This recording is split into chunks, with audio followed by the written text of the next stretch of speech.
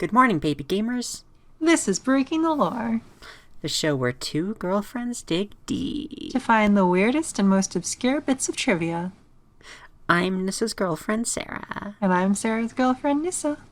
So buckle up, because tonight's episode is... Gotta catch 'em all. It's Pokémon, Part 2.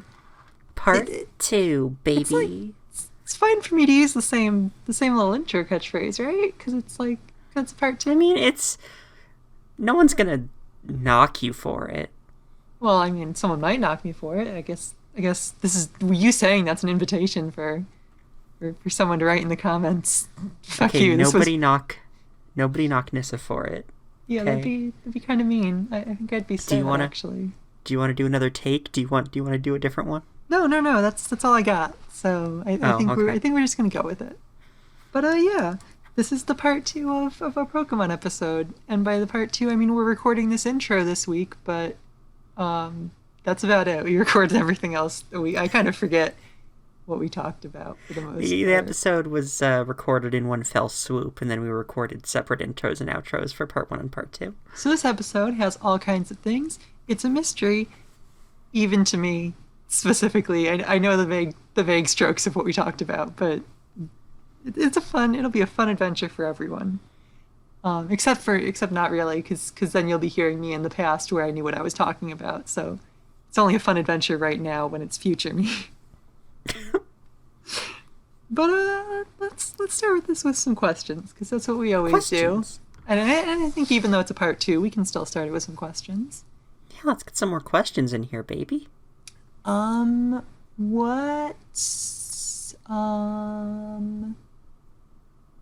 See, I didn't have any questions, and I said I'd figure it out, but I didn't. But I will figure it out. So what is, relating to what we talked about today, because I do remember one specific thing we talked about. What is your favorite legendary Pokemon? Ooh. Okay, so my favorite legendary Pokemon...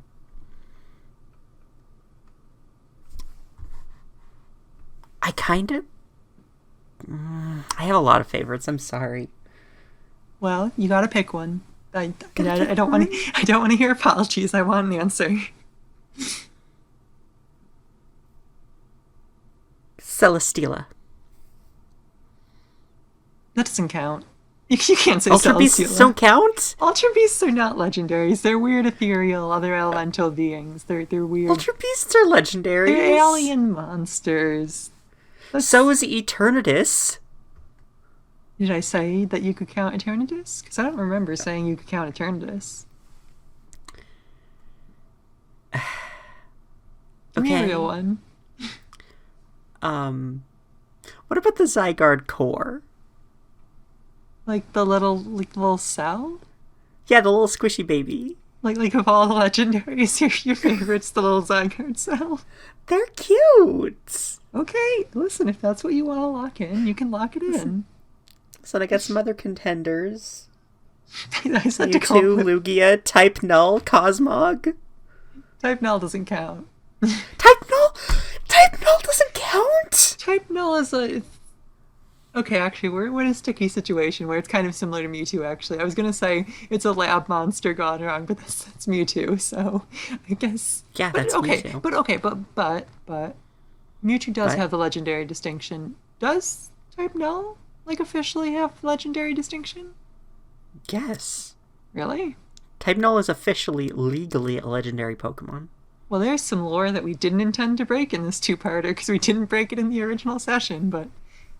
It's apparently Type Null is officially a legendary, and I never knew that until today. So, fine. Whatever.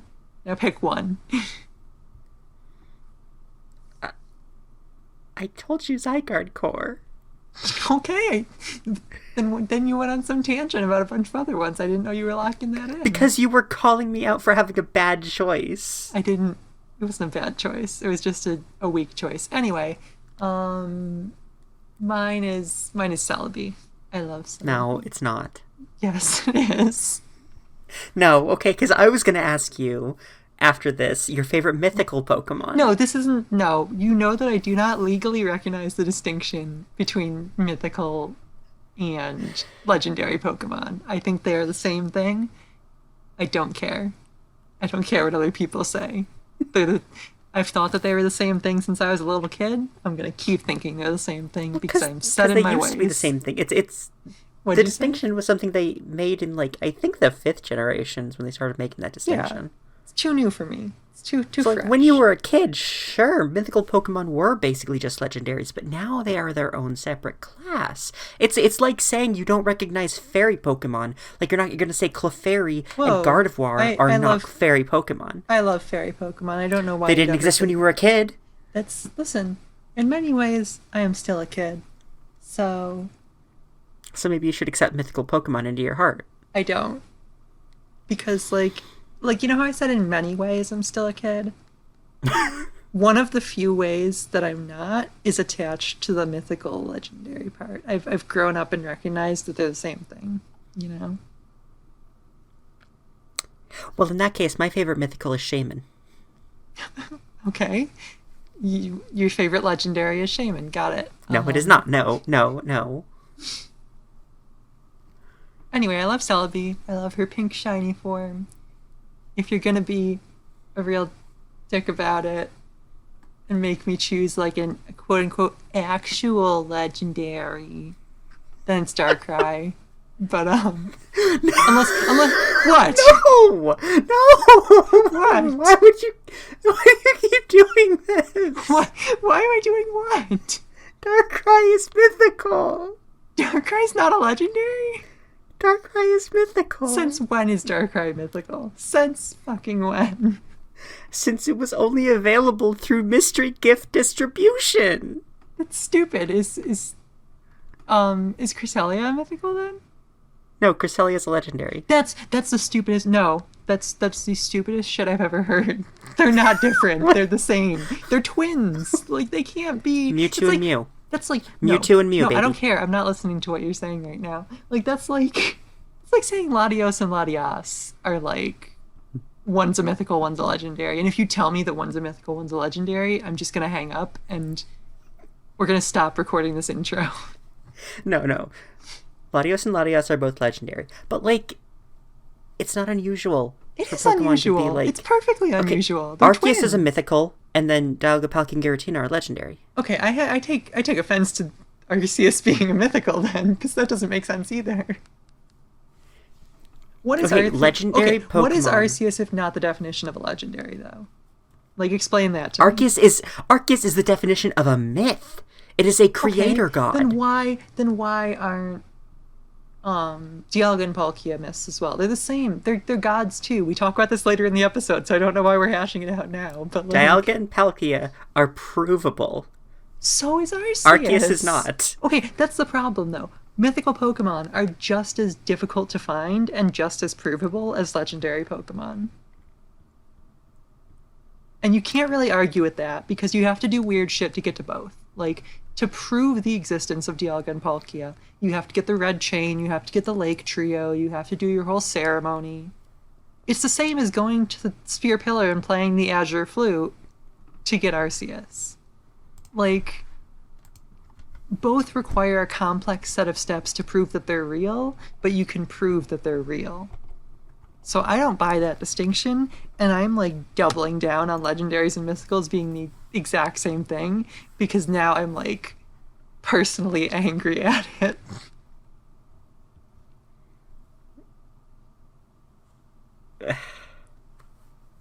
You have to agree, my logic is relatively solid. I mean, it is. You're right, but like... But like I just think like examples like Arceus and Darkrai are where the wheels like really start to fall off. Because Arceus, like it's weird that like they are mythicals but their counterparts are like it doesn't make sense. It feels very arbitrary. It feels very random. And it doesn't feel like I don't recognize the distinction. I recognize it even less than before we started this conversation. I can't believe I ruined it for you. You made me like mythicals even less. They're all legendaries. I'm not backing down from that. You can make a Breaking the Lore merch site and put "they're all legendaries" on a T-shirt because that's how committed I am to this. Oh, I'm mad. But anyway, I think that based on what we talk about later in this episode, that is the perfect point to get into the content that we filmed like 2 weeks ago. Yes, so let's let 2 weeks ago Sara and Nissa take over. So let's break some lore. So yeah, I looked through all the myths in the Pokemon region. The Canalave Library has tons of them, and then I looked through like the individual regional myths, and then I forced you to look at the Galar myths because I didn't feel like it. Because at that point, I was exhausted, and Galar has a lot. So I did the like, I mean, I posted it on Twitter, but I was just like, I'm not reading all that. Good, I'm glad that happened, or I'm sorry that happened, whichever. Like, I mean, there's also I guess I don't really care about Galar spoilers. Let's be honest. I'm moving through that game at a snail's pace, and I don't think it has much of a story. So, um, It's a story that has no conflict. That's how I describe it. that's not promising. But so I'm gonna go through all of like the individual myths, and then I'll ask you if you think these are the Canalave Library myths, and I'll ask you if you think this is true or not. Like, because some of these I was reading them, and I was like, I think maybe this is a fable. I think maybe this is like like just one of those like Aesop-y type. Like it didn't really happen. Yeah. Okay. So the first one was like sort of the myth or the story of why Pokemon are in the wild grass.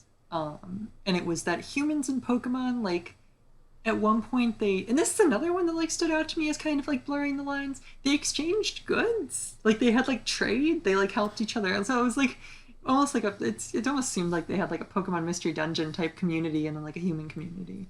But Goods? yeah. Okay. The Pokemon and humans, like, they exchanged things and they worked together. And then one day, like, a Pokemon called together all the Pokemons and was like, we should always be there for humans, so let's always meet them in the tall grass whenever they go in tall grass. What do you think about that one?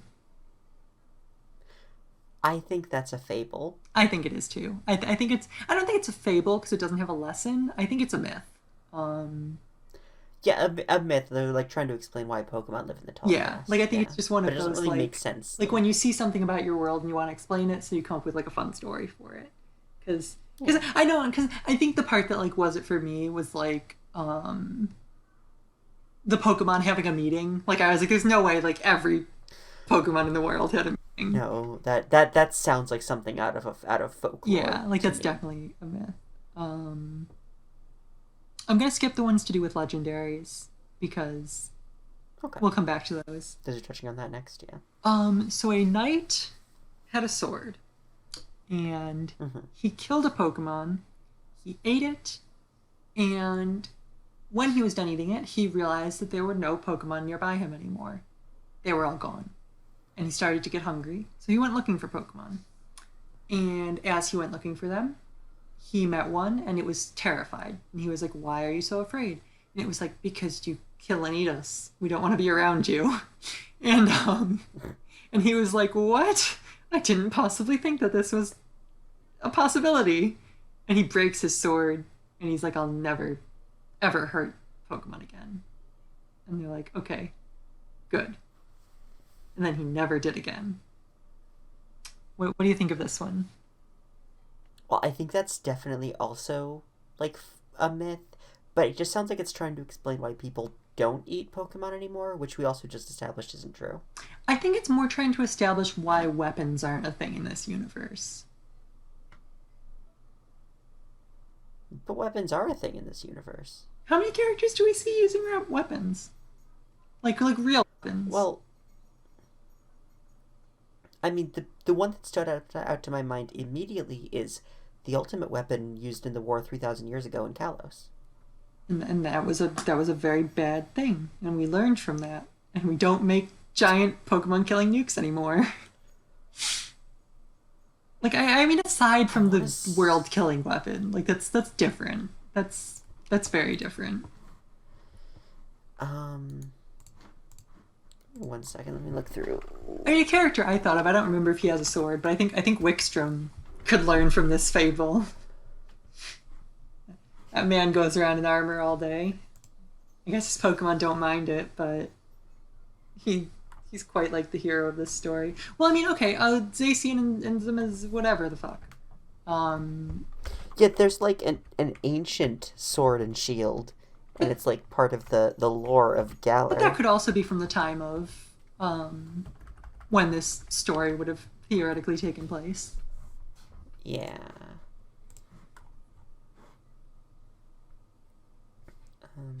But either way, I agree with you. I think this is probably a fable. I think it could be based in some degree of fact, but probably not. The only weapons I can think of that we see people use in-game are whips. That doesn't count. Yeah. The only degree of fact that I think this story holds is that probably like swords and armor were common at one point. Which is evidenced by Wickstrom because he wears armor. Yeah. I think otherwise it's just a fable, and I think it does explain why weapons aren't really a thing in this world, and why we don't, like, even if we eat Pokemon, why we don't just like go around slaughtering wild Pokemon, you know? Mm-hmm. Like we don't just kill Pokemon with reckless abandon. We fight them with each other, I suppose. Skipping the legendary ones. I mean, I'll say this legendary one just because it's not terribly tied to like the creation story or anything. One that I thought was kind of fun. We don't even need to debate if it's true because I'm 99% sure it's true. One, it was literally just like fuck with Lake Trio and you're fucked. It was basically like if you look into Yuxi's eyes, you're gonna lose all your memories. If you touch Mesprit, you're gonna lose all your emotions. If you hurt Azelf, you'll lose your ability to move. You'll just be completely mobilized. Oh god. I think it's true. I mean, Yuxi doesn't open her eyes ever. Well, because the page was interesting. The page pointed out Yuxi doesn't open her eyes ever, obviously. Mesprit runs away. And I don't remember this from the games, but apparently Azelf possesses things a lot. I don't remember that, but I don't either. But apparently it's true. So maybe it's an anime thing. It's possible that, like, might be. in the anime, Azelf likes to possess things. But I thought that was interesting, and it's probably true. I think that's the other. Yes. Okay. So that's all the other little random ones. So I'm going to talk about now the myths of like the gods and stuff, like the Pokemon, because I've always been really interested in like Pokemon pantheon stuff. Oh, honestly, me too. Like I've always been interested in like how do all the like Pokemon gods like go together, who's in charge? It's Arceus, and like how does it all fit into place? So I'm gonna go. I guess I'm gonna go from the beginning. I'm gonna try to tell a cohesive story of how Pokemon came to be, and then I'll like go through the random myths that like the Ho and Lugia, like the ones that don't really fit into the creation story. Mm-hmm. So according to all the Pokemon games, the creation story is as follows. So Arceus was born in a cosmic egg. And the part that's a little confusing is the plates, because apparently the plates, the typing plates. Yeah, the Arceus plates. Apparently the Arceus plates, when it created the universe, they were like the shards of the plates, like the shards of the universe or something. But also they apparently have the power of like Titans that Arceus killed.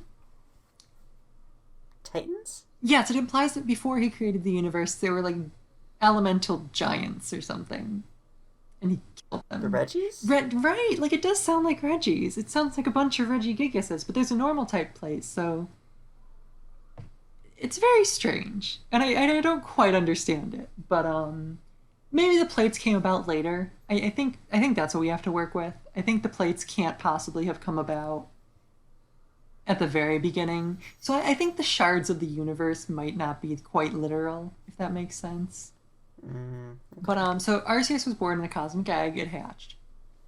Arceus made Dialga Palkia and probably Giratina. So for Giratina, it's rather complicated because Giratina is not in the original legend that you learn in Diamond and Pearl. In Platinum, Cynthia is like, oh, by the way, they covered up the existence of Giratina. Giratina is not mentioned in any of the legends. It's really hard to find out information about Giratina, and she gives you like any shred of it she can.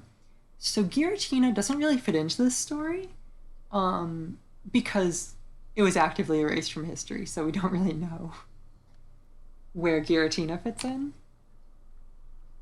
Okay. But so I mean, Arceus, I always thought Giratina was like, because like if Dialga is like controlling time, Falca's controlling space, and Giratina's controlling antimatter, and was just banished for misbehaving well, I guess the to its own little the realm. idea is that Dialga and Palkia created matter together with their two like powers.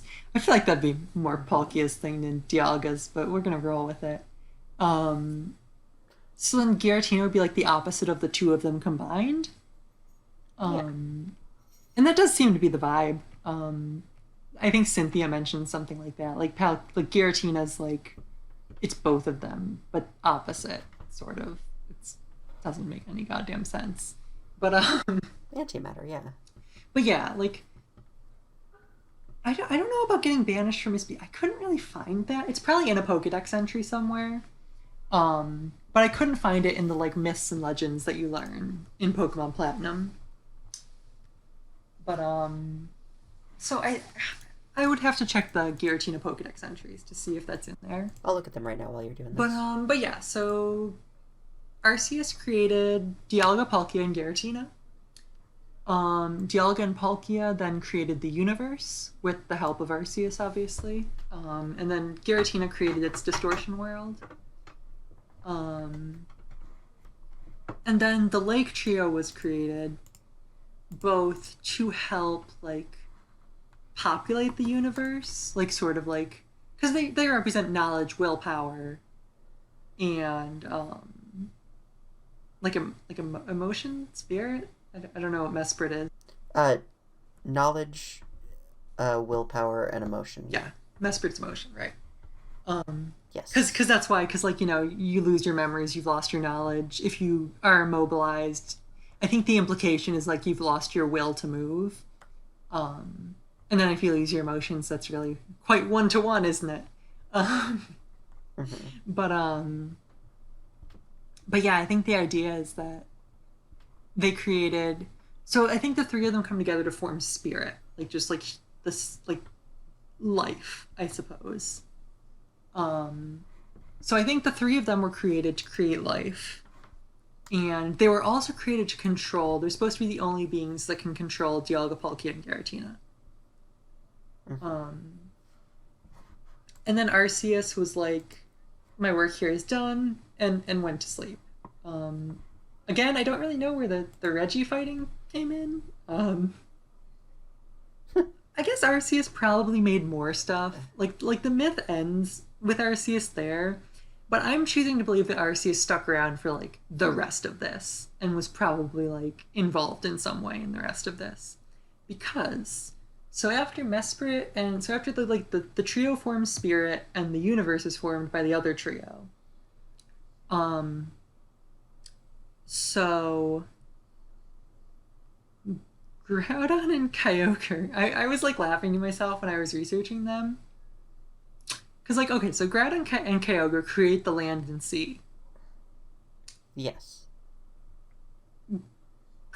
Groudon is born from the depths of the earth, and Kyogre is born from deep sea trenches. Okay. The way I see it is that like a primordial soup, I guess. Um, there would have been trenches. Well, okay, Kyogre, I mean, Groudon probably lived in the mantle, right? And there wasn't, like, a crust yet. Okay. And Groudon made the crust. And Kyogre... I don't know where the water comes from, because Kyogre calls upon rain to create the oceans. But where's the rain come from if there's no ocean? I think it just creates it, like water cycle be damned. I think it just makes the rain come out of nowhere. It's a sea god. It can do whatever it wants. Okay. But yeah, so Groudon and Kyogre just kind of manifest. It doesn't say that they're created by... I'd assume they're created by either the Spirit Trio or Arceus, or, like, you know, like it's probably... I would say it's probably a group effort between both trios and Arceus. Makes Groudon and Kyogre happen. And they get in a big fight. And there's people, apparently. Because they... There's people already? Yes, apparently. Because I read, like, Rayquaza was answering prayers? So I guess... Maybe they existed for a long time. They were, like, creating the world. And then they started fighting? Yeah, they started on, like, opposite ends of the earth. Like, Groudon's over here, like, on, like, the western hemisphere making Pangea, and Kyogre's over here in the eastern hemisphere creating the oceans. Okay, that's fair. So yeah, okay, in that case, so yeah, then they start fighting after, because, I mean, Uxie, Mesprit, and Azelf, like, it's implied that they create Pokemons and humans. So, I mean, since they're around from the beginning, they can also probably create humans and Pokemon pretty early. So, yeah. So I like your idea of Pangea versus a giant ocean. And then they run into each other and they start fighting, and humans are like, this sucks. And Rayquaza answers their prayers. I don't know where the fuck Rayquaza comes from, but Rayquaza answers their prayers. And I assume Rayquaza would have been made at the same time as Kyogre and Groudon, because it's like the land, the sea, and the atmosphere. Right, because Rayquaza makes the atmosphere. I always forget that Rayquaza, like, made something. I kind of only remember Rayquaza as, like, the one who gets between them. But it makes sense, because they would need to be an atmosphere for the people to be alive. Yes. So Rayquaza comes down and is like, just stop. And then they do. Very nice. But then they go to sleep. They're tired. So they get trapped in the orbs and they're sleeping. And that's where my good friend Regigigas comes in with the other Reggies that are just kind of there. The other Reggies don't really have much to do in the myths. Like, I'm not just making this up. This is all, like, myths.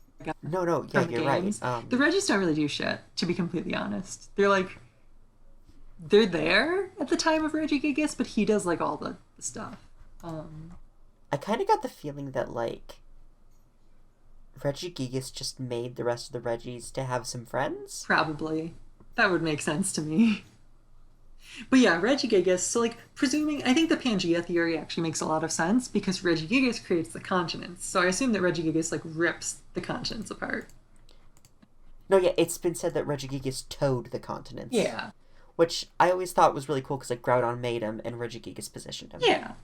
So now that they're sleeping, and people can do whatever they want, Regigigas is like, alright, I'm taking over world building, and he makes the continents. And then the people are like, wow, I love you, God.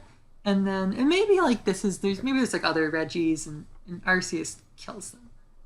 I don't know. I have to explain the plates somehow. I'm very confused about the lore behind the plates. It's very confusing.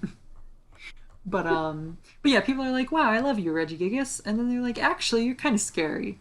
So they, like, make the big temples and lock away the Reggies. And they make it purposefully complicated.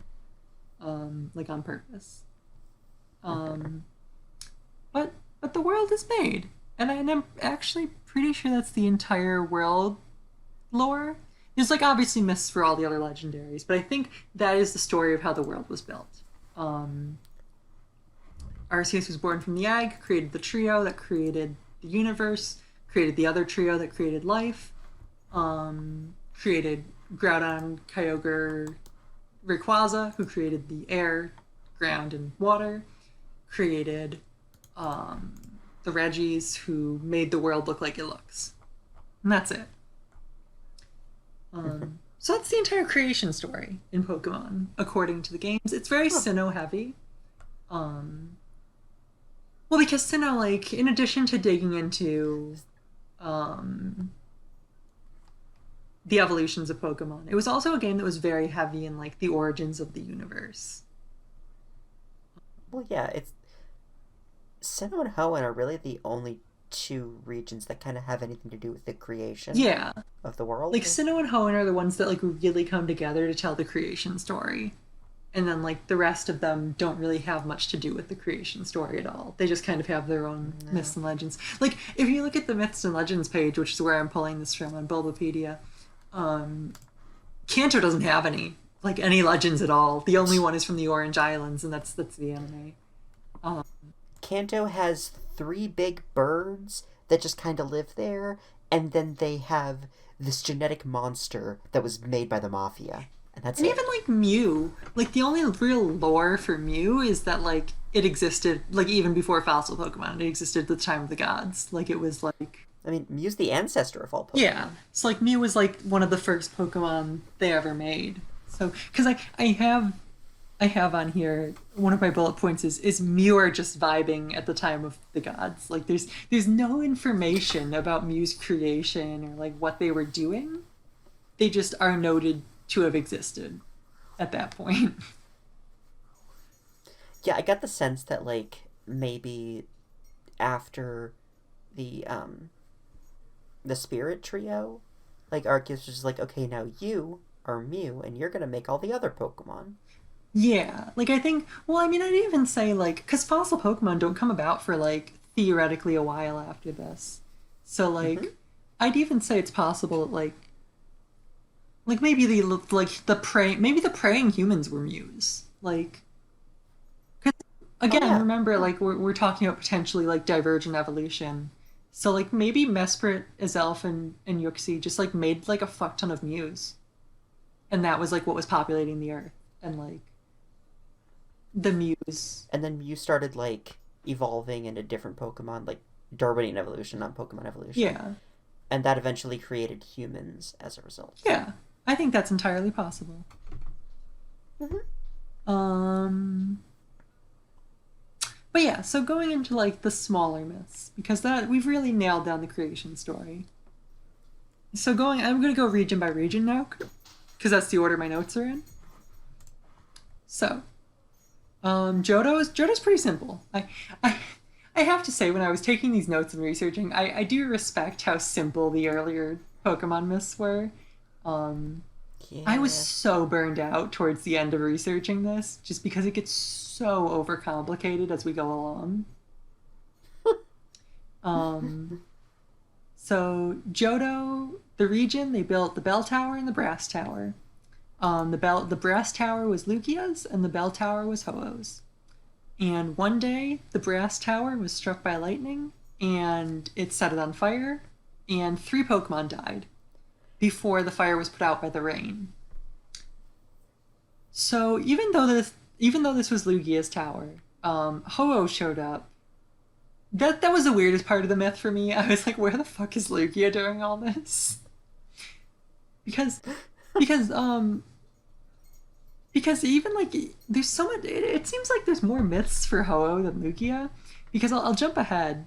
At the end of this, like Ho-Oh can only be summoned by a trainer who's pure of soul, and Lugia's just kind of vibing in the Whirl Islands.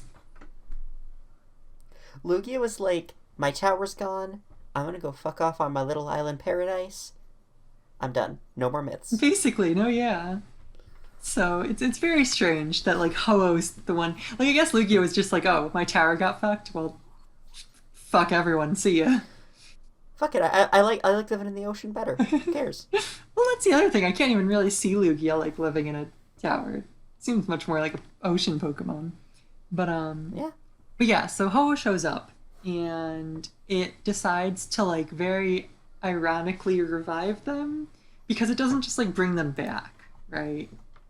It revives one of them as the lightning that struck the tower. One of them is the fire that burned it, and one of them is the rain that like put out the fire. So Ho has a sense of humor or something. And these Pokemon are obviously Entei, Raikou, and Suicune. um, are the three. I assume they were probably like, I don't know, maybe Eevees or something that it had to be something like. Like I was just about to ask you, how do you feel about the theory that they were Jolteon, Flareon, and Vaporeon? I'd believe it because I think they had to be something like kind of probably dog-like or like Yeah. So I agree with that theory. I think even maybe they were just three Eevees. Like I don't even need them to be Jolteon, Flare, because like the myth explains pretty clearly like why they ended up in the forms they were in. But I'll even believe that theory. I'm fine with that. I like it. But yeah, so everyone who saw this happen was understandably like, that's what?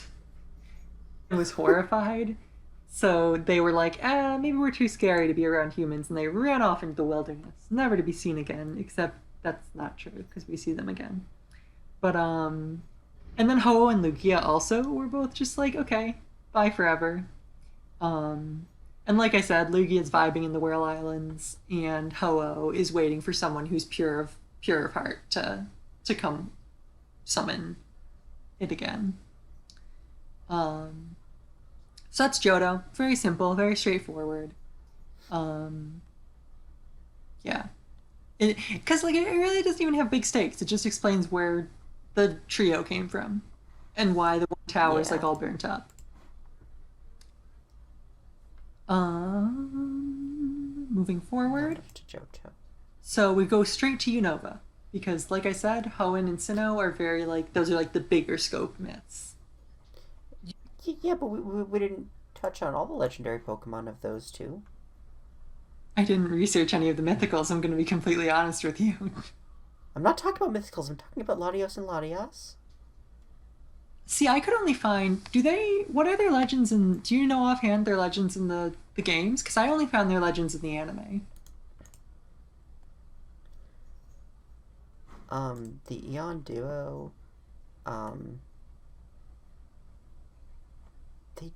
Because see, the Myths and Legends page, it did have a section for the Eon Duo, but it was only talking about their movie.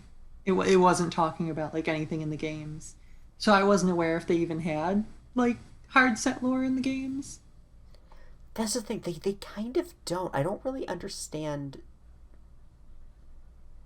Like, they're not, I don't know. There aren't really any legends about Latios and Latias. Yeah, that's what I'm saying. So, like, when we like I was right the whole time to not include them. When we do the anime episode, I think it would be we can return to Latios and Latias because the anime does come up with like a myth and legend for them, obviously, because they star in a movie. But we'll come back to that when we do the anime. What about Cresselia and Heatran though? Well, I mean, wasn't Heatran just like there was like a volcanic event and then boom, Heatran. Well, Heatran's the embodiment of the planet's boiling core. Yeah, that's what I'm saying. I think there was like a volcanic event and it just like crawled up out of the core and was like, I'm here. So you don't think that like, I mean, this would obviously, it would be more of a theory, but you don't think that like Arceus or Doug and Palkia, when creating like the world, put Heatran in the center? I think it's complicated because we already have Groudon in the center of the core. That's what I was saying, because like that would make Heatran and Groudon have some sort of connection that's never been a part of the game. I mean, I think... But... Well, and Heatrans are a species, right? Like, they're not like... Heatran is weirdly like the only legendary that has a gender, but does not have a set gender. Right, exactly. So, like, I think... Heatrans, I'm pretty sure the vibe I got was that they're a species. Like, you can only find one, but there's, like, theoretically multiple of them. I mean, it was said to have been born at the same time as Dialga, Palkia, and Giratina and create the battle zone. It's bizarre. I don't know. I don't think Heatran fits as well into the creation myth as everything, but I suppose... I feel like if you were to, like, make, like, a film about the Sinnoh creation myths, Heatran would just have a cameo. Yeah, I know, exactly. Heatran would just kind of be there and not have its own, like, little plot line. Heatran feels like one of those, like, kind of random titans who, like, oh, you were there too, weren't you? Like, Heatran, whatever. I guess yeah. Heatran. I guess when Groudon went to sleep, climbed. Heatrans had something to do with something. I don't know. The games don't know, so I don't know either.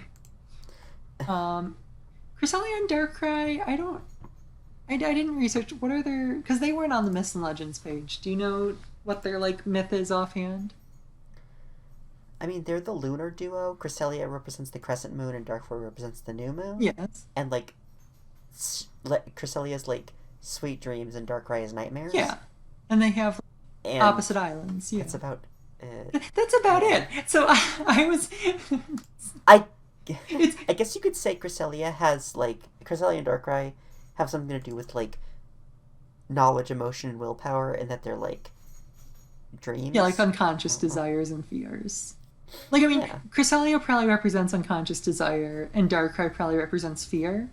I would be willing to assume that they were probably both created around the same time as conscious beings. And again, they represent those two sides, but this is all speculation.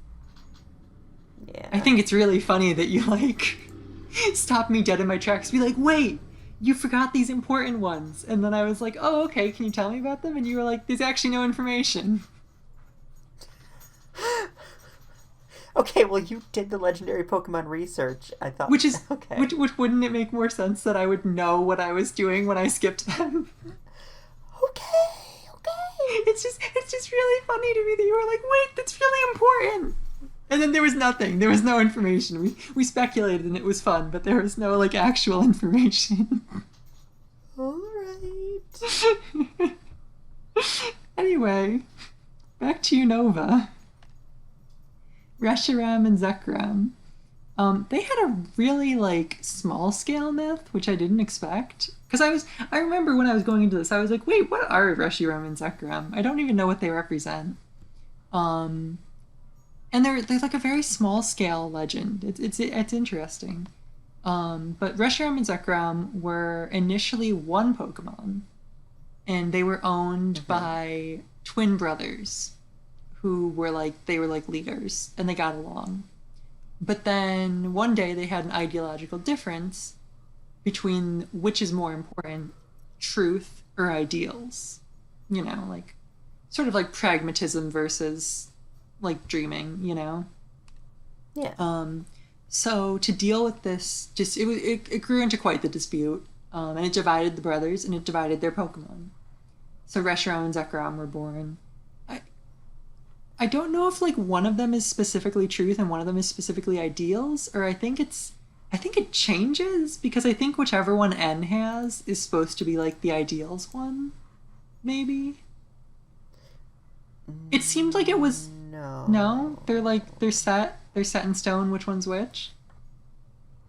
I think it is, but I don't remember which is which. Because just like the paragraph I was reading didn't like seem to have any interest in like hardcore calling one or the other, which was very strange. I mean, I guess it must be one is one and one is the other, because in the second game, Curium. Well, you look it up and see if you find it. But Heroes of Truth and Ideals. But at any rate, Reshiram is truth, Zekrom is ideals. Okay. Reshiram is truth and Zekrom is ideals. But so they had a big fight, like a physical fight when the Pokemon split. And Reshiram and Zekrom were completely evenly matched, so the brothers were like, okay, I guess truth and ideals are equally valuable. We shouldn't fight over this anymore. Neither of us is right, basically. Mm-hmm. And then they died. And their heirs didn't care about that. So their heirs were like, no, I'm right. Truth is correct. Or no, ideals is correct. And they had a big war. And unlike these two who were like, oh, we're evenly matched, let's throw in the towel, they went until the entire country was destroyed. Um, and then I would assume they died, the twins, because it doesn't say what happens to them after. But Reshiram and Zekrom disappear, and I assume the twins died during the fighting. Or I mean, it's not the twins anymore; it's their heirs. But you know what I mean. Yeah. So then, from there, Curium has two origin myths that you want to debate me that they can go together. I don't think they can go together, personally. So in one origin of Curium, a meteor crashes into the chasm where you find Curium. I don't remember what it's called. And Curium is like an icy meteor. And Curium is born from this meteor. And the nearby Lacunosa town, Curium goes out every single night to slaughter people and Pokemon that are wandering around at night, causing Lacunosa town to build a giant wall and enforce a strict curfew that continues to the modern day. Yes. The other origin myth, which I think these completely contradict, and you do not. But I don't. So that's the origin of Curium in Black and White. In Black and White 2, a completely different origin is given, which is that Curium, when Reshiram and Zekrom split, because again, that was lore in Black and White 2. That didn't, did that come into play in the first game? I don't remember. I don't think so. But yeah, when Reshiram and Zekrom split, Curium was like a remnant left over, which I think is kind of weird. I like the other one better personally, but when Reshiram and Zekrom split, Curium was what was left over, and now it roams the earth waiting for a hero to come along and reunite it with only one of its halves. It specifies that it doesn't want both halves back. It doesn't want to be complete. It wants like to be 2/3 complete, which is very strange to me. But apparently that's what it wants. It only wants half of itself back. But so yeah, you think these don't contradict? Okay. I don't see. Okay, there are two ways this can go. Okay? So either the original dragon came from a meteorite that crashed into the earth, and then once they were separated, now Curium was alone, was just an empty shell of its former self, no truth, no ideals, just here to spread chaos and kill. Or what? The problem with that one is it heavily implies that like the slaughtering started like the night of the meteor. Which leads me to my other theory, Okay. which is that after they were split apart, Curium was sealed away underground, and this meteorite crashed, formed the giant chasm, broke open that hole, which is the cave you find Curium in, and now Curium was free to go and kill as it pleases. I suppose that's plausible. So Curium didn't come from the meteorite, it was unleashed by the meteorite. I think that's a fine workaround, but I also don't think it's in the spirit of the original myth, because like the meteor's kind of it's not really relevant to the story in that case. Like it happens to be what breaks it out, but it's much less of like I was willing to even believe like it was like what revived the remnant, like the meteor like hitting it with alien radiation or whatever the hell brought Curium back wrong, like it was like a empty carpus or whatever. But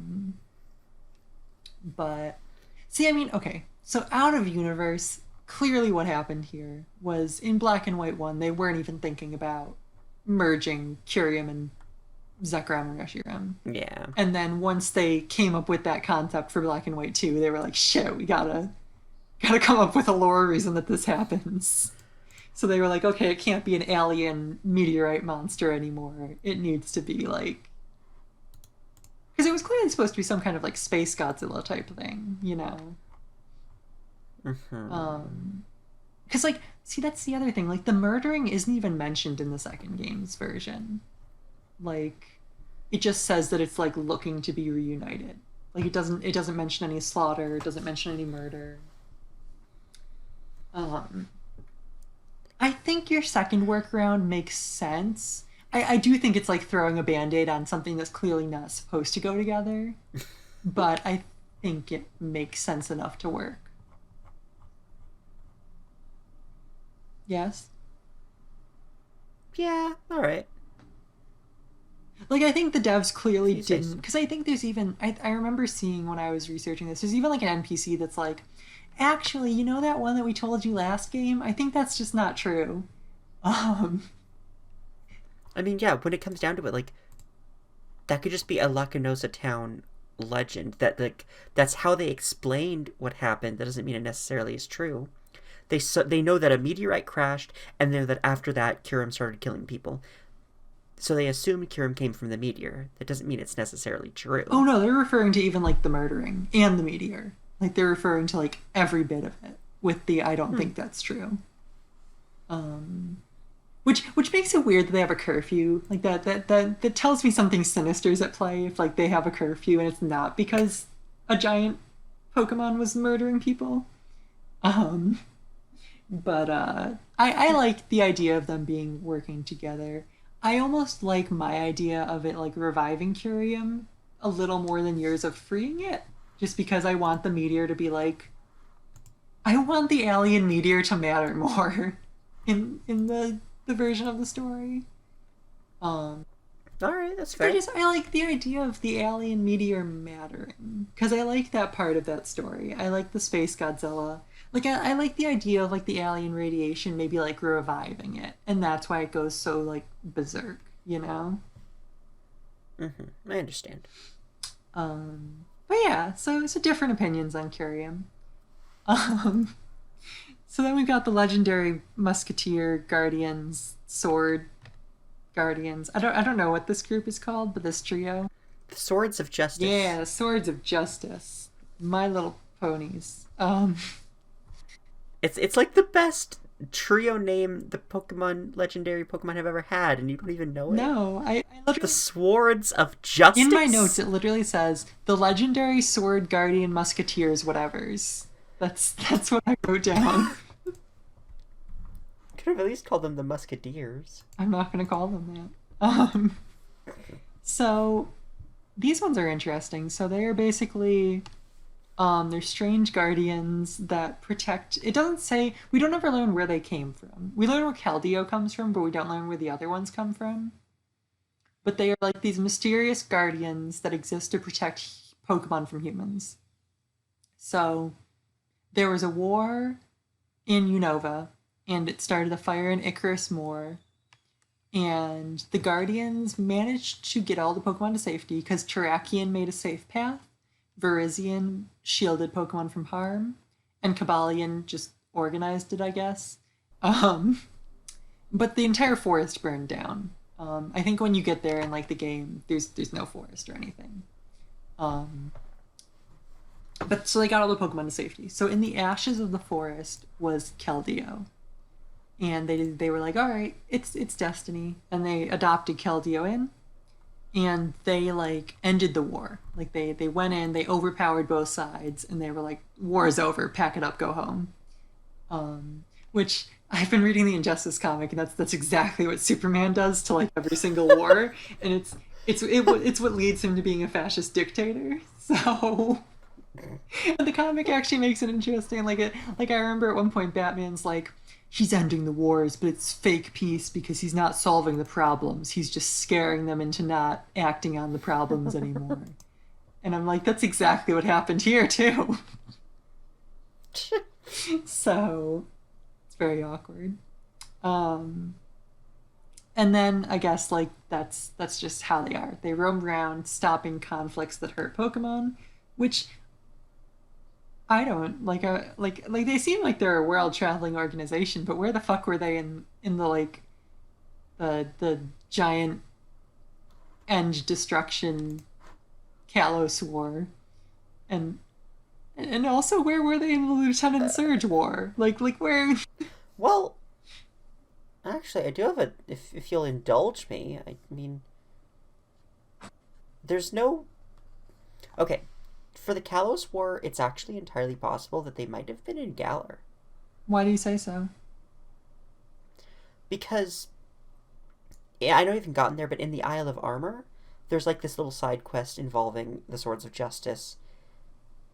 And it doesn't really say much, but like, they must be there for a reason. And the darkest day from Galar history was 3,000 years ago, which would put it at about the same time as the Great Kalos War. It's true. So that's actually a fair point. That's interesting. I think they could actually have been in Galar. It doesn't explain why they were sleeping on the Lieutenant Surge War, but we don't know much about the Lieutenant Surge War. We don't know that they were sleeping on it. Actually, I mean, I guess that could have been the war described in the story, since like Lieutenant Surge, we'll come back to it. He's quote unquote from Unova, probably. So maybe that is the Lieutenant. Well, how long ago was the Icarus War? Because Lieutenant Surge, he's not that old of a man. I mean, the War of Icarus, like, it looks like it's grown back pretty well. So actually, that was probably a much longer time ago. So it probably is not the same war. But yeah.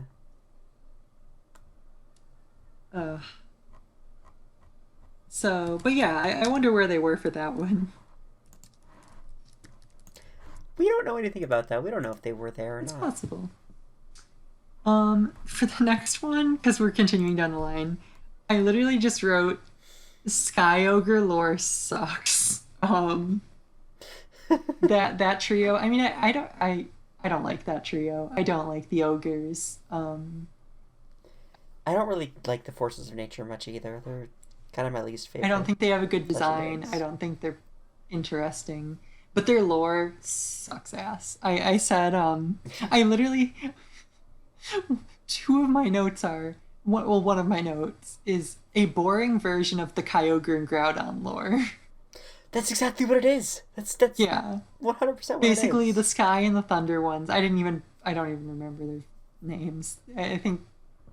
Is it literally just like Thundurus and... Flyerus? Tornadus. Okay. So Tornadus and Thundurus were fighting, and Landorus was like, stop. And they were like, okay. And then they did. But sometimes they get up to their old bullshit, and then Landorus is like, stop. And then they're like, okay. So, it's just a lame version of the Kyogre Groudon myth. Like... Yeah, that's exactly what it is. It's not interesting. It's not fun. Moving on. Moving on to an actual fun one. Xerneas and Yveltal are life and death gods, which is cool.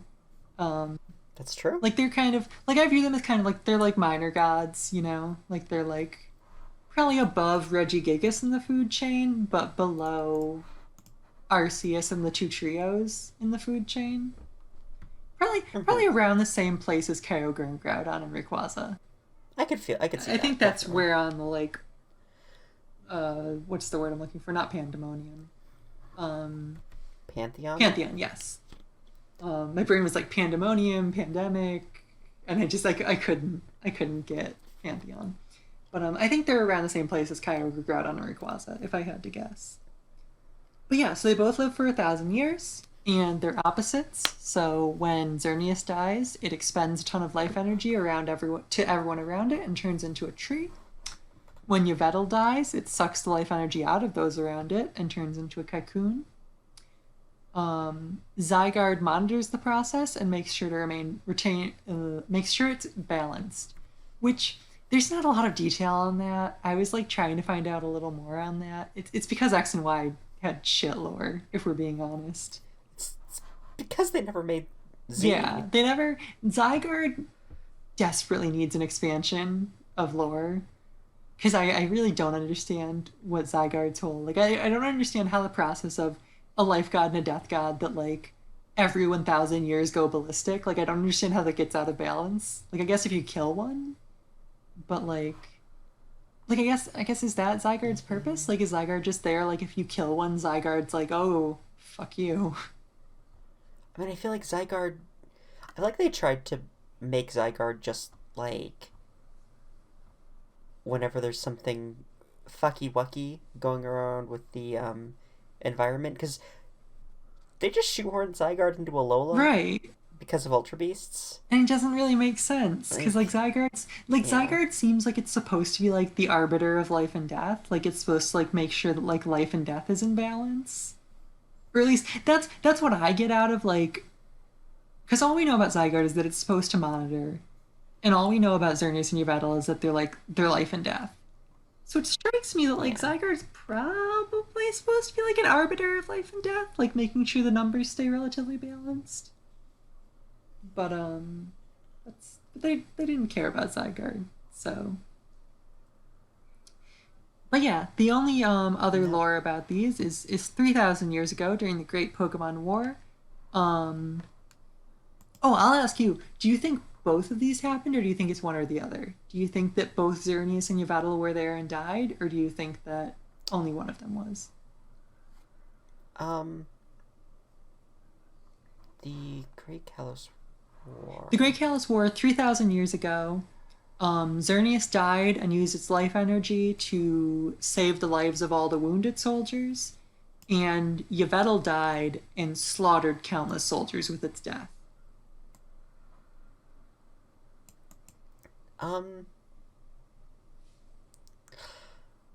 I mean, part of me feels like if they're dying at the same place in the same time, they just cancel each other out. right. Because, like, I feel like if they died in the same place at the same time, Xerneas would shoot off all its life energy, Yveltal would suck in all that life energy, and then they'd become, like, a tree with a cocoon in it. I mean, technically, I think both happened. I think they could have happened at different parts of the battlefield, yeah.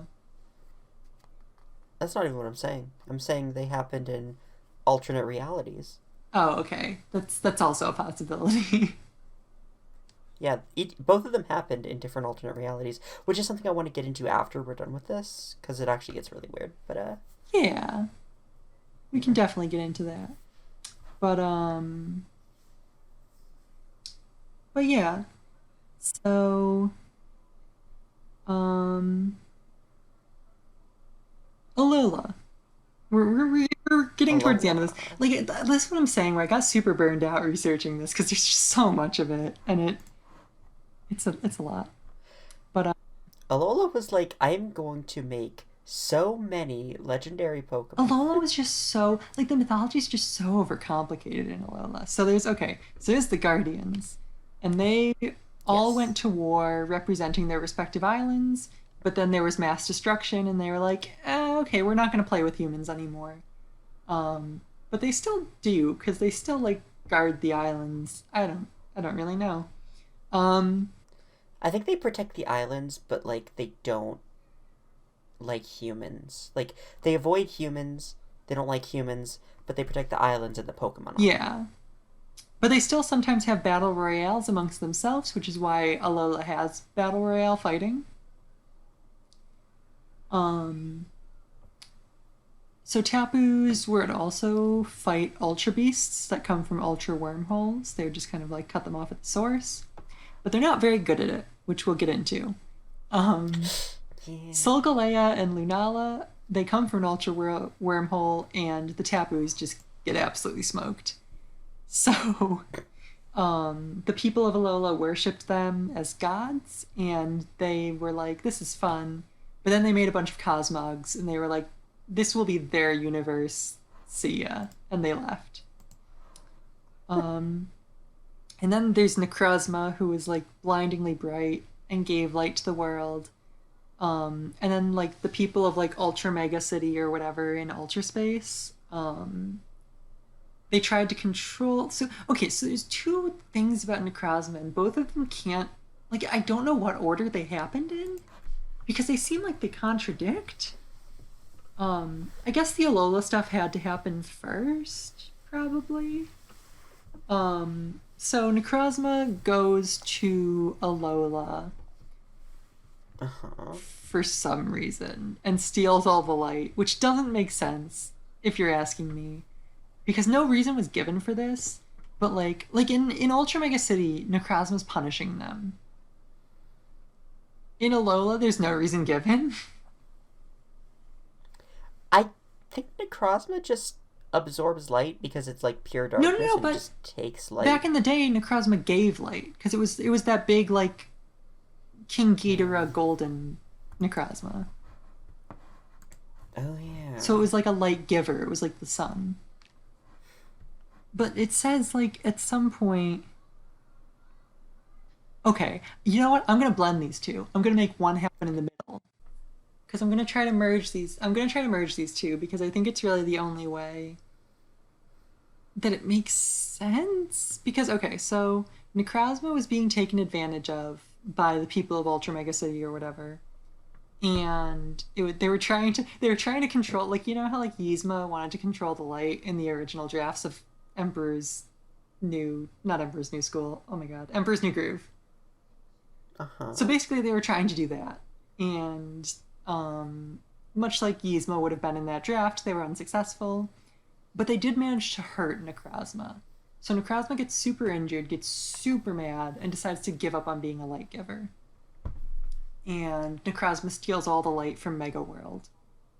And so here's where I'm gonna like insert the Alola myth like in the middle, because I think that's the only place it fits. Necrozma goes to Alola, steals all their light, and then Solgaleo and Lunala come back to defend it unless this takes place. It has to take place. They have to come back because of how this ends. It can't like be the same as the myth where they like leave on their own accord. So they come back to defend it, or maybe it's some of the Cosmogs. I think that's also possible.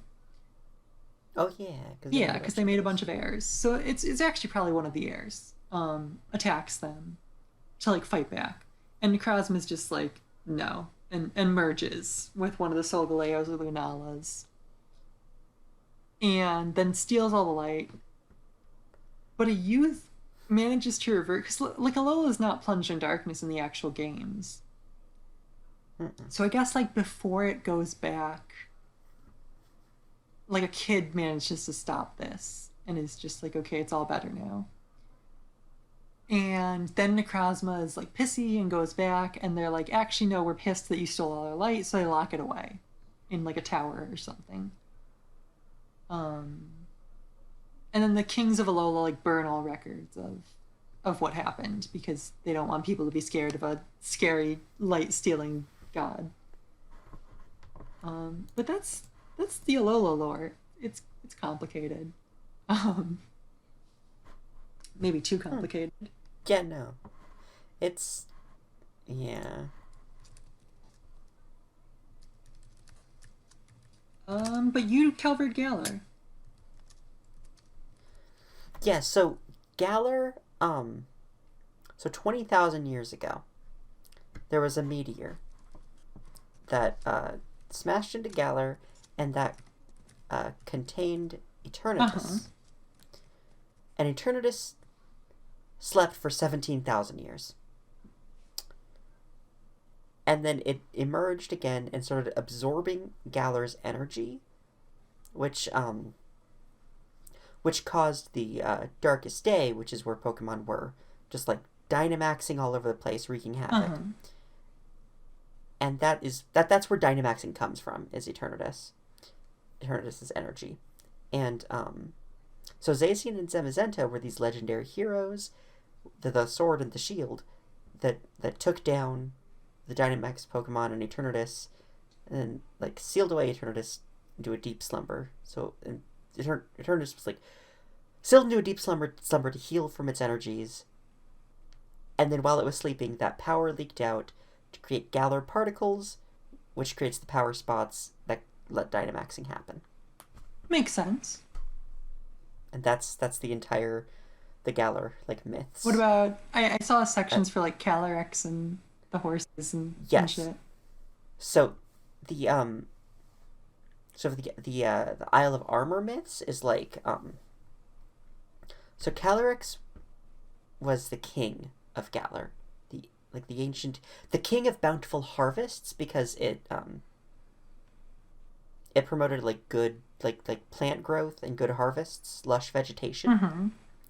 And Calyrex also had a horse, a ghost horse or an ice horse, And this is where it gets kind of weird because, like, which one it is depends on what you want it to be. And there's actually Interesting. no canon answer. Like, Well, you choose whether you want the ghost horse or the ice horse, Glustria or well, I Spectrium. guess that does happen with like a couple other things. Like, there's no canon on if Necrozma took over a Solgalea or a Lunala. Like, it doesn't. Yeah. There's no information on which one of those got taken over. Like, again, there's no information on if Xerneas and Yveltal were both there, if it was one of them, which one it was. So Pokemon's not super a stranger to things like this. Yeah. I think that's just another alternate reality Yeah. thing. But yeah, so basically people just eventually just, like, forgot about Calyrex and they stopped caring. They stopped believing in Calyrex. And Calyrex... But Calyrex, like, depends on the faith of the people. It depends on people believing in it. So that it has the power. So it loses all its power until you help him. Aw. And So yeah, it's like that's one of the those story gods of where you have to Calyrex. like pray to it for it to have power. Yeah. Makes a lot of sense. That's interesting. And then Kubfu and Urshifu don't really have anything. They're Pokemon that live in faraway mountains. That's fair. Um, That's sometimes you're just a Pokemon that lives in the the- mountains, I suppose.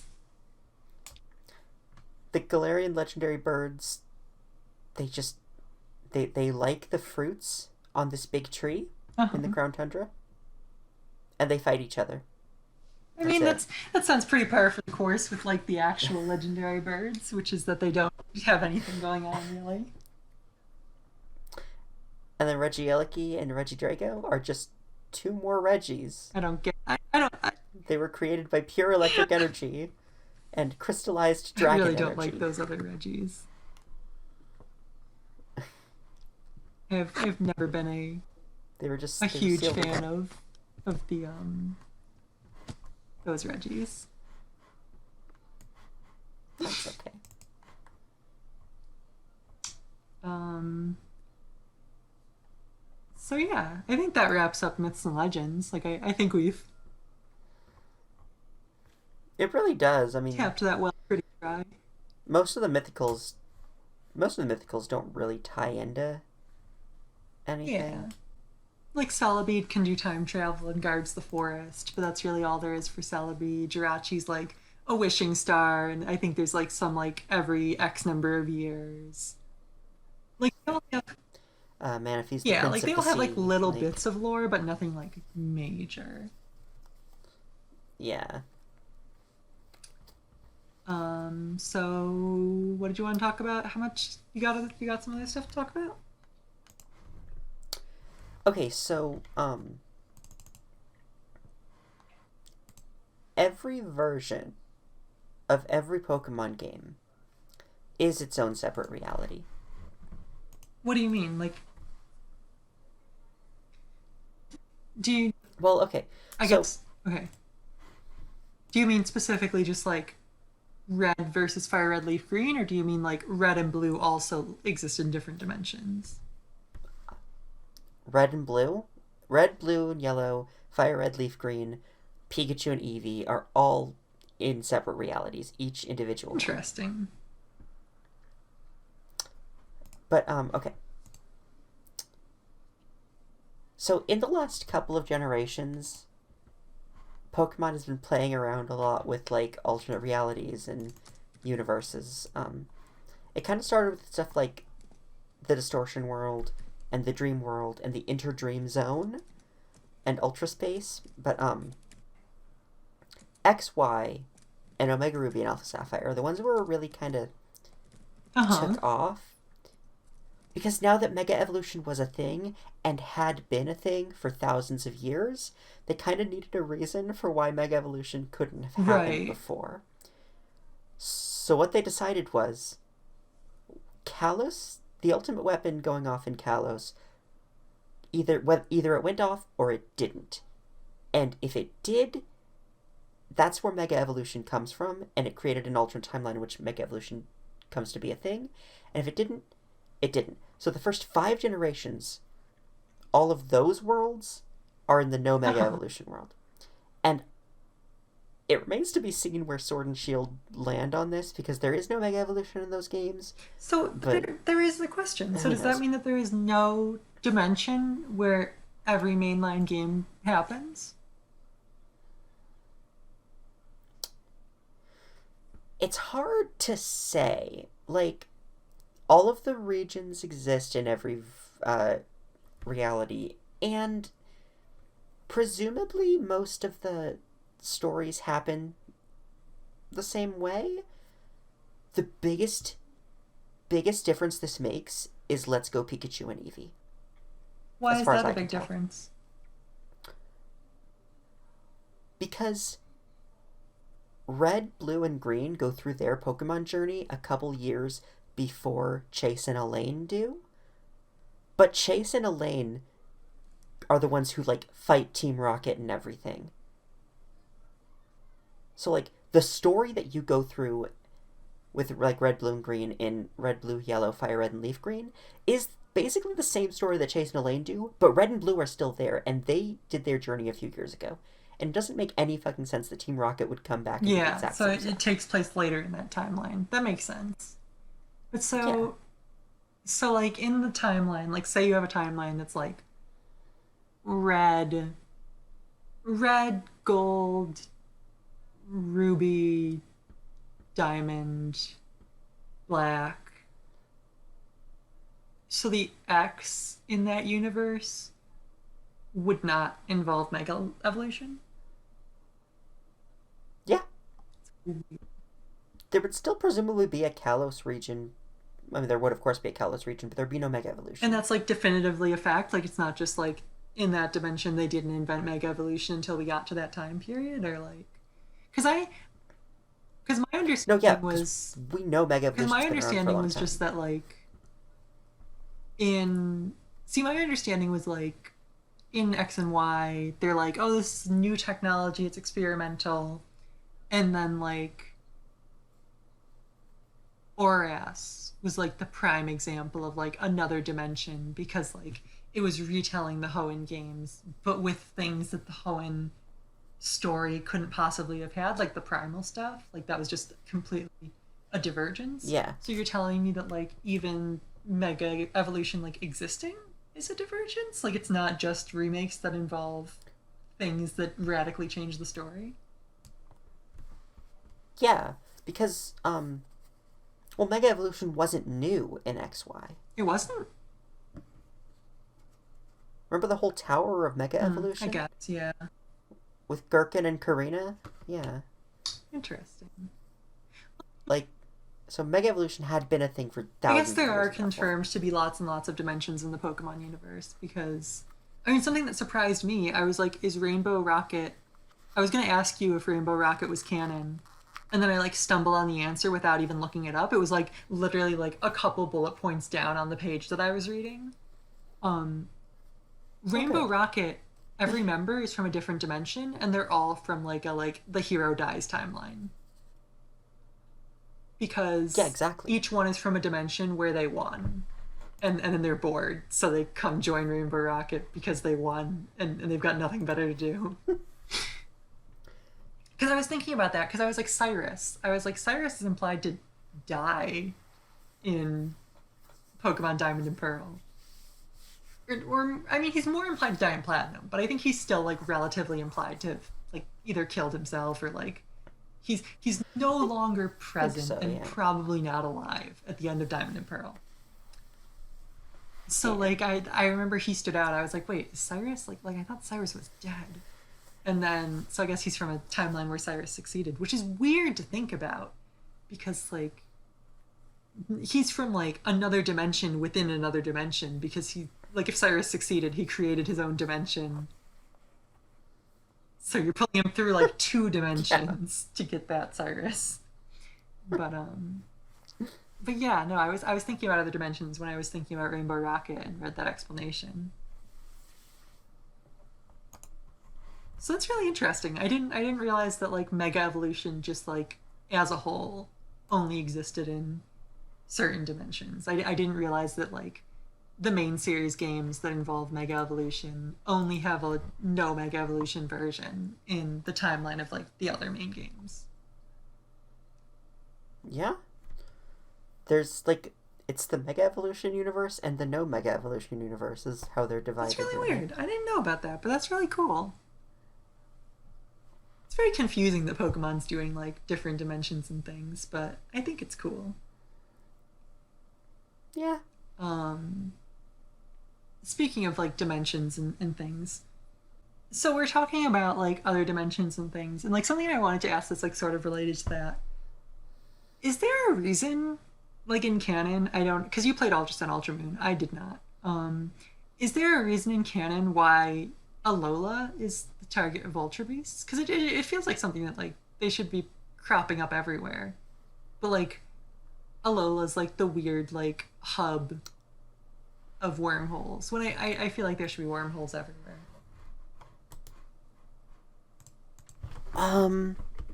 Okay. I feel like there is, but I don't.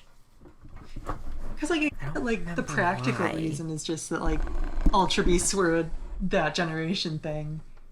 But like in terms of actually thinking about the world, it's very strange to me that it's like so localized on that one region.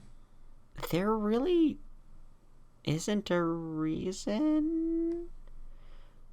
Like the only reason I could think of is like the Aether Foundation is opening them on purpose, and maybe that's caused. Like, but they'd been coming to Alola since long before the Aether Foundation existed, so that's not really a reason.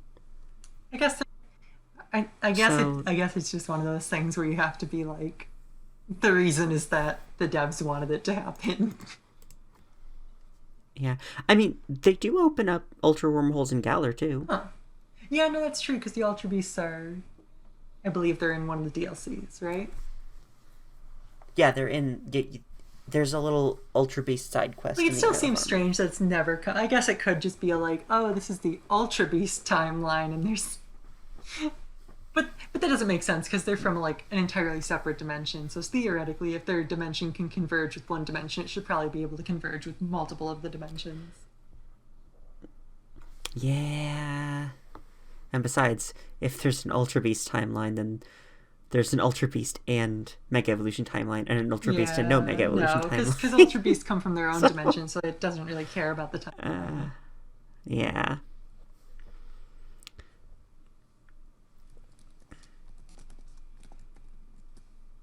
But so I guess fun fact. I'm running out of these.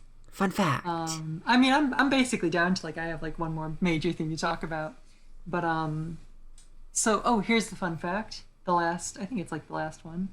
The move Toxic. So I've always wondered like where Pokemon moves come from. I've always just kind of believed they were just like innate powers of the Pokemon. The move Toxic was invented by a human ninja 400 years before the games. How? No information given, so you can ask how all you want. It's just something that has happened. A human ninja, the move Toxic 400 years before the games. Like wrote the code for the TM? I don't know, honestly. Like, because I don't think very many Pokemon learn Toxic naturally, but most Pokemon can learn I it think through a couple TM. Psychic types learn it normally. But yeah, no, it was just invented by a ninja, which is just interesting to think about. Huh. Yeah, no, there's a solid handful of Pokemon that learn it by level up. I think it's a relatively recent development that Pokemon can learn it by level. No, it's not that recent. Generation 3 is where you started being able to learn it by level up, but Pokemon could learn it by level up as early as Generation 3.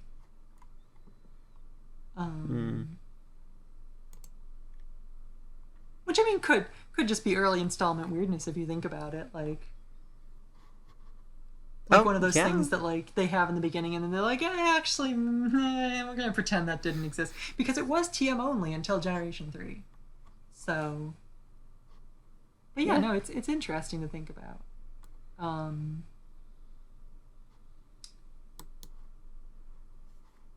oh, actually, even more information.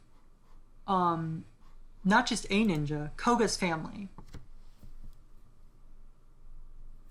It was like Koga's invented by family? Koga's ancestors, and it's like their secret weapon.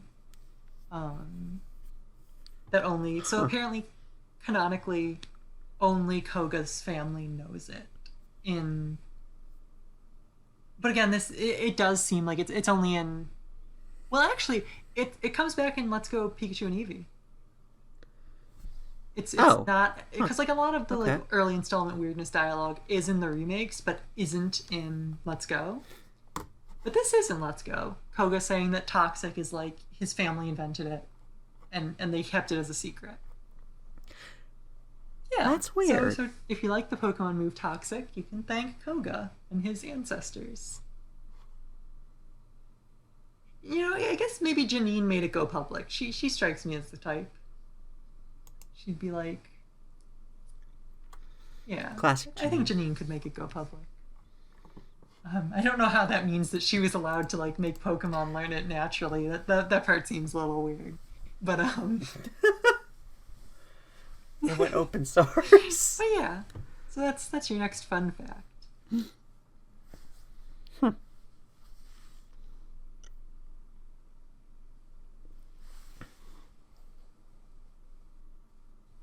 So I want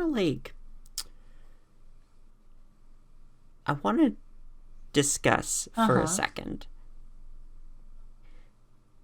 Just psychic powers are just straight Yeah. up a thing. Because Sabrina has You ever them, think and, about and that? every psychic class trainer has them. Sabrina, every psychic, yeah. Avery, like pretty much any psychic type specialist is depicted levitating things Yeah. just casually. I mean, I think the weirder part of this is like, speaking of early installment weirdness, like early Pokemon games, I think they say, I forget if it's the games or the anime, I might be messing this up because I didn't expect to say this, so I didn't research it. But I'm pretty sure the early games like imply that you can only even use psychic Pokemon if you have psychic powers. Does that mean the player has I think it has psychic to. powers? I mean, I think there's a reason why that little bit of trivia hasn't been like brought back any other time. Like, I don't think it makes a lot of sense at all, and I think they know that. But it's one of those like early installment weirdness, yeah, it's strange, but it's definitely a thing. But yeah, no, psychic powers are very common in the Pokemon universe, apparently. Yeah, it always just kind of baffles me, I you mean, I know? think there's weirder things in the Pokemon universe. It's the same as like the I fact mean, that the there Hex Maniac are, can yeah. probably do magic. Like I just kind of, I'm like, oh, okay. Pokemon exist. I can take magic or psychic powers on the chin. I'm fine with that. So here's like a little theory that like I came up with individually on my own, but I'm sure a lot of people came to the same Uh-huh. conclusion. Um, do you think Kabu is Flannery's grandpa? I know people have said this. I don't see why not. I don't think it's impossible. I don't like know Kabu's like stuff well enough to know. Like I know Flannery mentions a grandfather who she like took over for, and I know Kabu's older, Yeah, but I don't know Flannery's enough about Kabu to like have like a real opinion on this. But basically just they're both fire type trainers. Flannery's grandpa used to be an Elite Four, and Kabu is from Hoenn and is considered one of the strongest gym leaders. yeah, no, I would say that Kabu is probably Flannery's grandfather. That makes perfect sense to me. Yeah.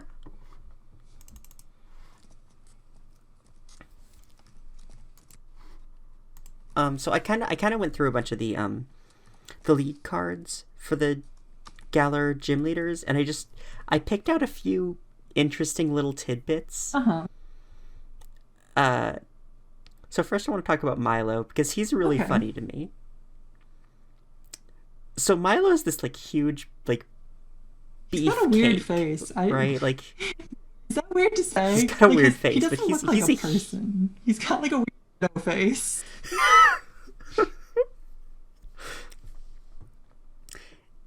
First of all, Milo is a manlet, if I Yeah. ever saw one. Like, if you look at his concept art, he is a whole head shorter than Nessa. And you could say Nessa's maybe just really tall, but no, Nessa is a whole head shorter Maybe than Piers. Piers. Maybe So Milo is two maybe heads shorter Piers than is just a Piers. freak. Did you ever consider that? Maybe Maybe he Piers. is. Maybe he Piers is. is just like maybe he's just a mutant. Like maybe he's just very tall. I'm gonna look up Piers's height. So you keep talking about whatever you want to talk about. And okay, but despite his his shortness, he's actually incredibly strong, because he can easily move around hay bales that weigh 770 pounds He's without like even a breaking a pint-sized sweat. powerhouse is what he is. Yeah. That's so weird. Does he like have super strength? Like that's like a lot of weight for even a massive person. Right? I don't know what his deal is, but I'm Milo's willing to really believe funny he has to me. super And strength. I'm also, fine with that. Nessa declared that Milo is her rival. And you know how Milo responded to that? He said that his rival is himself. I guess that's fair. Like, gotta challenge yourself to your own goals, I guess. Alistair claims to have developed the ability to see deceased ghost-type Pokemon after an accident he had when he was 4 years old. I feel like that'd be a way more common power in this universe, actually. I feel like it's more weird to me that that's not a common power.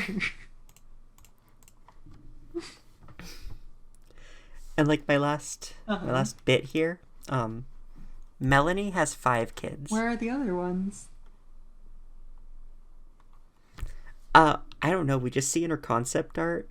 There's concept art of her and Gordy and 4 other children. That's weird. I want to meet the other kids.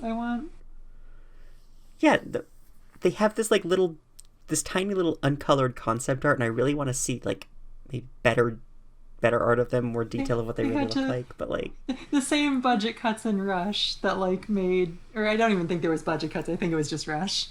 But like the same rushing that resulted in the wild area being unsatisfying and Pokemon not making it into the final game that's where Ice Mommy's kids went. They were like, we can devote time to the Dynamax mechanic, or we can devote time to Melanie's kids. Which one? And they were like, cut the kids, get rid of them. They said, fuck them kids, and then they were gone. And I just I hate that there's lore in the Galar region that there are 18 gyms, and there's just the 8 primary ones, and there's 10 secondary gyms, minor league gyms. And I hate that we just never see any of them.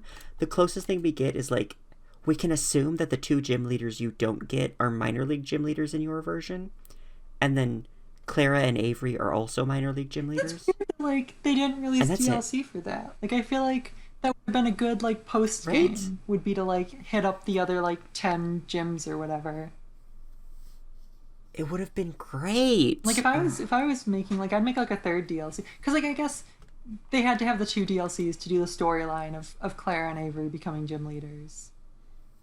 And then I'd have and then I release a 3rd DLC that's it has whatever gym leaders you didn't have, Clara and Avery both, and then whatever else. They'd have to come up with more, I guess, but them. I know. That's interesting. I didn't know there was 18 gyms. It does seem like a missed opportunity. Yeah, it's there are like 18 those gyms empty and... lots that didn't turn into anything in Alola. Mm-hmm. Is that so? That's all the fun little facts you got on those people. That's yeah. That's all I got. This episode's gotten pretty long, so I think it's time for like one last thing. Um, wouldn't you say? So Yes, one last yeah, my thing. one last thing Let's is make it a good like one. we gotta talk about. We can't not talk about real life dates and countries appearing in Pokemon. So like something I've never really thought about Okay. too hard until right now, because I'm gonna start with this and segue in, is like the admins of Team Galactic being named after planets in our solar system. I've never thought too hard about that until right now. Like being named Mars, Saturn, Jupiter, Chiron. Like Uh clearly huh. those are probably like that definitely implies the like Pokemon planet is like in our solar system probably. I mean it is Earth, It's which Earth, is what baby. I'm building to. So oh my god, I don't even know where to start, to be completely honest. I'm trying to decide which part is like the least bombshell, what to build into the most bombshell. I'm gonna go with okay. I think I figured out the order. So, um, I'll just start with the one that everyone really knows. Lieutenant Surge is American. Um, the Lightning American, and he The says Lightning "God American. damn," so you know he's American. That's what Japanese people think American people say. Um, so so yeah, like he's apparently an American soldier, an American Air Force member who fought in a war with Pokemon in America. I believe they've mentioned him being from Unova in more recent years. I know that like in like Let's Go or whatever, like he was like retconned to like the Lightning. They called him like the Lightning Lieutenant or some shit like that. Um, so like they took out just the country entirely. But in the early games, he's from America, just very definitively. And so I've seen theories that like basically like America exists, but like the region where like New York and them is just called Unova. And Okay. I always thought that the Pokemon world had basically the exact same geography that we do. uh-huh. Um, like all the countries and the continents are all in the same place, and like some regions, some countries are like whole regions. Like I mean, Kalos is like all of France, and then like some are like how Kanto and Johto are just parts of Japan, and like the whole country's Japan, but those regions are each like their own Pokemon League. Yeah. No, yeah, I mean that makes sense. Like that I think that definitely makes sense with like some of the stuff that's coming up here. Because again, like I think the fact that they call him American, but Unova exists, and Unova's clearly America. Like Unova's not all of America. It's more based on like the New York area. Um, so I think yeah, like I think like the countries still exist, but the regions are like named the Pokemon name. Mm-hmm. Um, so yeah, so I mean I do think Lieutenant Surge is still from America. I just think you can call it America or Unova, and it works either way. Um, so relatedly, like just more evidence of that. Um, do you know where they found Mew? Guyana, South America. Yes, Guyana, South America. That is where Mew lives. Which again is a real country. Um, so it and again like early installment weirdness, but this early installment weirdness continued to the third generation because Fire Red and Leaf Green also have the lines about Guyana, South America. Like, Huh. um, like it was taken out in Let's Go, but not in anything up to the third generation. So again, just again more evidence that like it takes place in our world and has our countries and things. Um, and then similarly, like Pokemon has human months. Like it has the same months as us. Because Mewtwo was created in February. Like if you read the diary, it's dated with like April, February, like. Mewtwo's birthday's coming up. What? Mewtwo's birthday's coming up. Mewtwo's birthday actually is coming up. It's early February if I remember correctly. I think it's like February 6th, maybe. Is Mewtwo? I want to say 6th, yeah. So yeah, Mewtwo's birthday is coming up. But then the last final kicker related to real world countries and real world months. If you talk to a man in the museum, he says that humans first landed on the moon on July 20th, 1969. Can you tell me, is there anything that's like standing out to you about that statement? That's how it happened in real life. Yeah, that's the exact day that's the day and year that we landed on the moon in real life. Which implies that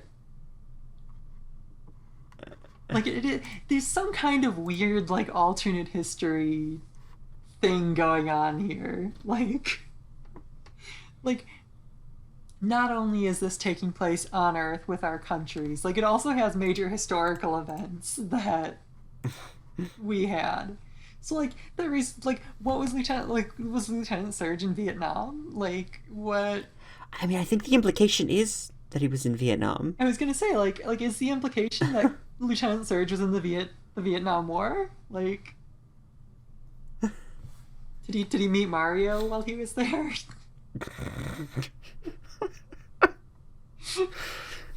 One of those like comic like asterisks. Go see Sarah's Mario timeline video if you want to understand that one. But yeah, no.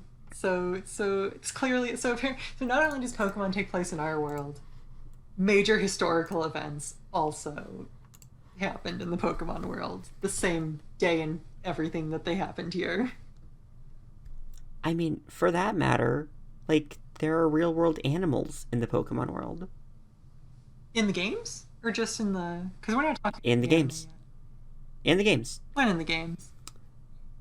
So, the Pokedex entries for Raichu and Ghastly both mention Indian elephants. They do? Yes. I will read them to you word for word.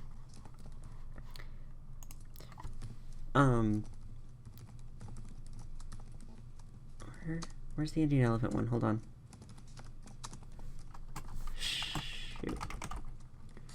Its electric charges can reach even 100,000 volts. Careless contact can cause even an Indian elephant to faint. And that is not early installment weirdness. That is the Fire Red Pokedex entry for Raichu. Well, like I said, a lot of the early installment weirdness includes Fire Red. Because Guyana, South Africa, or South America. Yeah. But that's because it was carried over from the original games. Oh, so you're saying that's the original, like you're saying that was not the Pokedex entry in Red. I'm saying that's something they added in Fire Red. That was not Red, Blue, Yellow, Green Pokedex entry. Interesting. That's very interesting, actually. And the same thing goes for Ghastly. That was also only in Fire Red. A being that exists as a thin gas. It can topple an Indian elephant by enveloping the prey in 2 seconds. They were just obsessed with Indian elephant comparisons. They were obsessed with Indian elephants. Lickitung's Pokedex entry in Red and Blue says its tongue can be extended like a chameleon's. But you guys don't have Kecleons.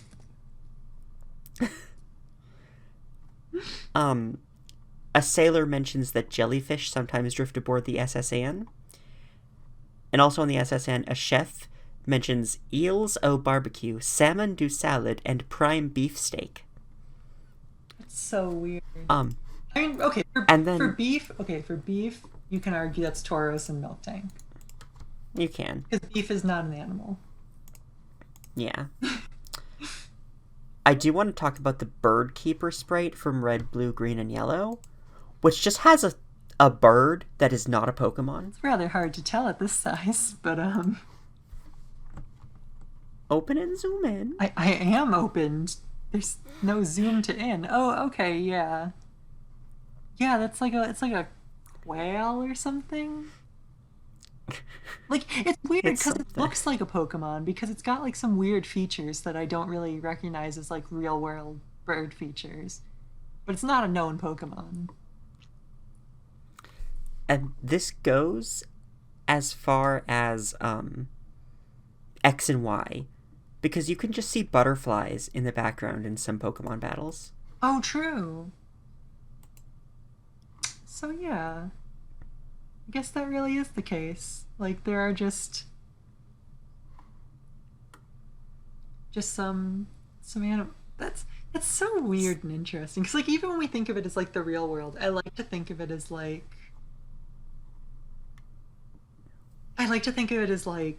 animals just didn't evolve, like they evolved into Pokemon instead.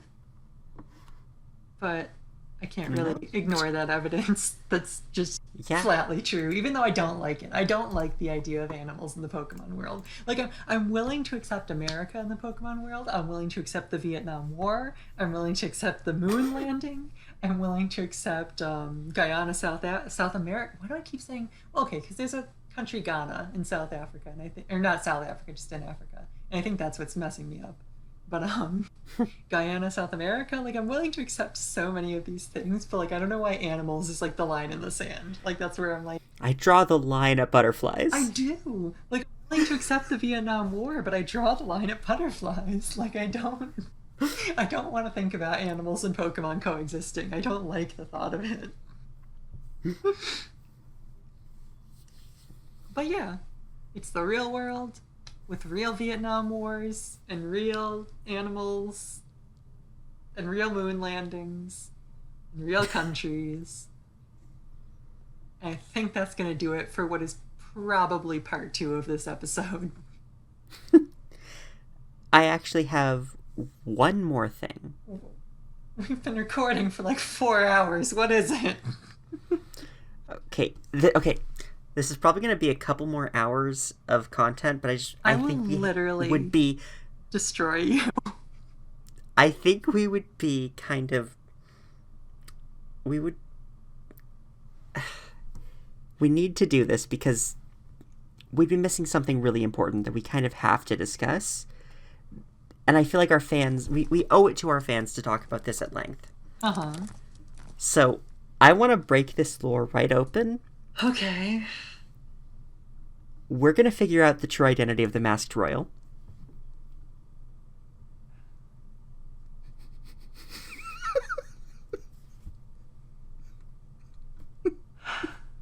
We have been recording.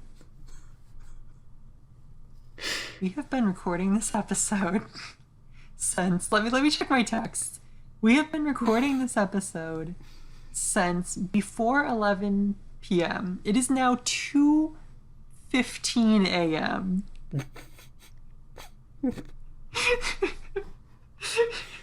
The fact that It's been almost 4 the hours. fact that you are expecting me to put up with a joke like this. If you guys know Sarah, she never misses a chance to make this exact joke. This is not a new joke for her. The Masked Royal is cuckooey, Sarah. Get it through your head. It's cuckooey, it's cuckooey, it's cuckooey, it's cuckooey. I'm gonna go feral if we have to record any longer for this inane. It's cuckooey. I think that's going to do it for us. Thank you for listening. I'm going insane. Thank you for listening. Check out the rest of the Dude Media Network. Yeah, we got good shows. Big thank you for them for hosting us. Yeah, we do thank them for hosting us and being our producer. And even more, now that producer is gonna be helping us with editing sometimes, like we announced on our Twitter. Probably not this episode, because we have more time than we usually do, because we're actually being proactive for once. But, he's gonna help us with some other ones. And, yeah. Do the usual stuff, like our episode, tell people about us, follow our Twitters, subscribe to the channel, etc. subscribe to Patreon. Yeah, check out our Patreon. If you're interested in content.